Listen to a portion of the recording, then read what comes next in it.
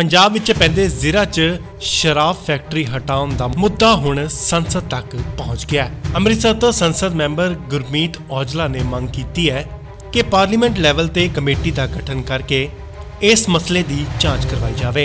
ਵੱਡੀ ਜਿਹੜੀ ਘਟਨਾ ਚੱਲ ਰਹੀ ਪੰਜਾਬ ਦੇ ਵਿੱਚ ਫਿਰੋਜ਼ਪੁਰ ਜ਼ਿਲ੍ਹੇ ਦੇ ਤਹਿਸੀਲ ਜੀਰਾ ਦੇ ਵਿੱਚ ਮਨਸੂਰਵਾਲ ਵਿਖੇ ਇੱਕ ਮਾਲਬਰੋਜ਼ ਇੰਟਰਨੈਸ਼ਨਲ ਪ੍ਰਾਈਵੇਟ ਲਿਮਟਿਡ ਸ਼ਰਾਬ ਦੀ ਫੈਕਟਰੀ ਲੱਗੀ ਹੈ, ਜਿਹਦੀ 5 ਮਹੀਨਿਆਂ ਤੋਂ ਉੱਥੇ ਲੋਕ ਧਰਨਾ ਲਾ ਕੇ ਬੈਠੇ ਨੇ। ਉਹ 'ਚ ਬੱਚੇ ਵੀ ਨੇ, ਜਵਾਨ ਵੀ ਨੇ, ਜਨਾਨੀਆਂ ਵੀ ਨੇ। ਆਪਣੀ ਮਜਬੂਰੀ ਕਰਕੇ ਲੋਕ ਧਰਨਾ ਲਾ ਕੇ ਬੈਠੇ ਨੇ, ਪਰ ਇਸ ਫੈਕਟਰੀ ਦੇ ਕਰਕੇ ਉਹਨਾਂ ਨੂੰ ਕੋਈ ਦੋਸ਼ੀ ਠਹਿਰਾਉਣ ਦੀ ਬਜਾਏ 1 ਮਹੀਨੇ ਬਾਅਦ ਡੀਸੀ ਉਹਦਾ ਧਿਆਨ ਲੈਂਦਾ ਹੈ, 2 ਮਹੀਨੇ ਬਾਅਦ ਐਨਜੀਟੀ ਰਿਪੋਰਟ ਭੇਜਦੀ ਹੈ। ਉਹ ਭਾਵੇਂ ਕਿ ਉਹਨਾਂ ਦੇ ਹੱਕ 'ਚ ਕਰ ਦਿੱਤੀ ਗਈ ਹੈ, ਪਰ ਮੈਨੂੰ ਦੱਸਿਆ ਜਾਵੇ ਕਿ ਧਰਤੀ ਹੇਠੋਂ ਪਾਣੀ ਗੰਦਾ ਆ ਕਿੱਥੋਂ ਰਿਹਾ ਹੈ। ਉਹ ਪਾਣੀ ਪੀ ਕੇ ਲੋਕ ਮਰ ਰਹੇ ਨੇ, ਲਗਾਤਾਰ ਧਰਨਾ ਦੇ ਰਹੇ ਨੇ, ਪਰ ਕਿਸੇ ਦਾ ਧਿਆਨ ਉਸ ਚੀਜ਼ ਤੇ ਨਹੀਂ ਹੈਗਾ। ਅੱਜ ਉਹਨਾਂ ਦੇ ਪਰਚੇ ਕਰ ਦਿੱਤੇ ਗਏ ਆ। 200 ਤੋਂ ਵੱਧ ਬਜ਼ੁਰਗ, ਬੀਬੀਆਂ, ਬੱਚੇ ਅੰਦਰ ਜੇਲ੍ਹ 'ਚ ਡੱਕ ਦਿੱਤੇ ਗਏ ਆ। ਕਿੱਥੇ ਜਾਣਗੇ ਲੋਕ। ਜ਼ਿਲ੍ਹਾ ਫਿਰੋਜ਼ਪੁਰ 'ਚ ਹਲਕਾ ਜ਼ੀਰਾ ਦੇ ਪਿੰਡ ਮਨਸੂਰਵਾਲ ਕਲਾਂ 'ਚ ਲੱਗੀ ਸ਼ਰਾਬ ਫੈਕਟਰੀ ਨੂੰ ਬੰਦ ਕਰਾਉਣ ਲਈ ਲਗਾਇਆ ਗਿਆ ਧਰਨਾ ਪਿਛਲੇ 5 ਮਹੀਨਿਆਂ ਤੋਂ ਜਾਰੀ ਹੈ।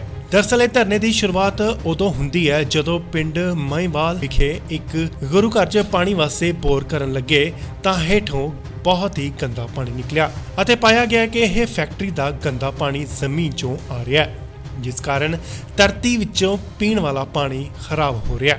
ਧਰਨੇ ਦੌਰਾਨ ਐਤਵਾਰ ਨੂੰ ਪੁਲਿਸ ਵੱਲੋਂ ਧਰਨਾ ਖਦੇੜ ਦਿੱਤਾ ਗਿਆ, ਜਿਸ ਤੋਂ ਬਾਅਦ ਕਿਸਾਨ ਜਥੇਬੰਦੀਆਂ ਨੇ ਫੈਸਲਾ ਲਿਆ ਮਨਸੂਰਵਾਲ ਵਿਖੇ ਇੱਕ ਵੱਡਾ ਇਕੱਠ ਕੀਤਾ ਜਾਵੇਗਾ ਅਤੇ ਸੋਮਵਾਰ ਨੂੰ ਜਥੇਬੰਦੀਆਂ ਵੱਲੋਂ ਵੱਡਾ ਇਕੱਠ ਕੀਤਾ ਗਿਆ ਅਤੇ ਵੱਧ ਗਿਣਤੀ 'ਚ ਔਰਤਾਂ ਨੇ ਵੀ ਹਿੱਸਾ ਲਿਆ।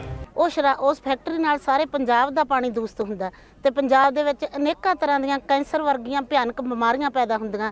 ਇਸ ਕਰਕੇ ਇਹ ਫੈਕਟਰੀ ਨੂੰ ਚੁਕਾਉਣ ਵਾਸਤੇ ਅਸੀਂ ਇੱਥੇ ਧਰਨਾ ਲਾਇਆ ਹੋਇਆ ਅਤੇ ਪਹੁੰਚ ਕੇ ਅਖੰਡ ਪਾਠ ਸਾਹਿਬ ਦਾ ਪਾਠ ਰੱਖਿਆ ਗਿਆ, ਜਿੱਥੇ ਮੰਗਲਵਾਰ ਨੂੰ ਭੋਗ ਪਾਏ ਜਾਣਗੇ।